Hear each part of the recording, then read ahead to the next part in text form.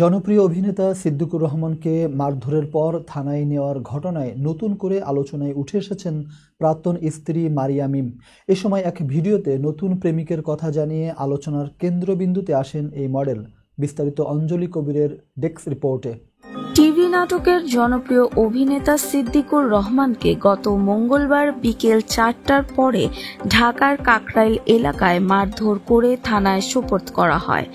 এই সময় তার পরনের কাপড় ছিঁড়ে ফেলা হয়।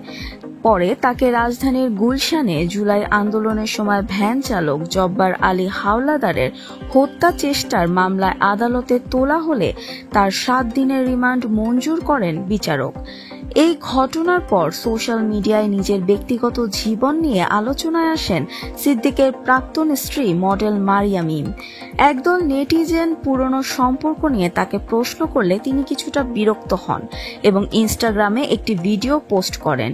ভিডিওতে দেখা যায় মিম এক যুবকের কোমর জড়িয়ে আয়নায় ছবি তুলেছেন। ক্যাপশনে জানান ছবির ছেলেটি তার ভালোবাসার মানুষ। বাংলাদেশি বংশোদ্ভূত স্পেনের নাগরিক মিম 2012 সালে ভালোবেসে সিদ্দিকের সঙ্গে বিবাহ বন্ধনে আবদ্ধ হন। 2013 সালে তাদের একমাত্র সন্তান আরশের জন্ম হয়। তবে মতের মিল না হওয়ায় 2019 সালের শেষ দিকে ডিভোর্স হয়ে যায় তাদের। এরপর থেকে একা ছিলেন মিম। ডিভোর্সের পর থেকেই সাহসী ফ্যাশনে সোশ্যাল মিডিয়ায় নিয়মিত হাজির হচ্ছেন এই মডেল। তার পোশাক ও লাইফস্টাইল নিয়ে নিন্দার মুখে পড়লেও তিনি বলেন, আমি তো দেশে ছোট পোশাক পরি না, বিদেশে পরি। আমি বার্সেলোনায় বড় হয়েছি, তাই ওয়েস্টার্ন পোশাক পরতে ভালো লাগে।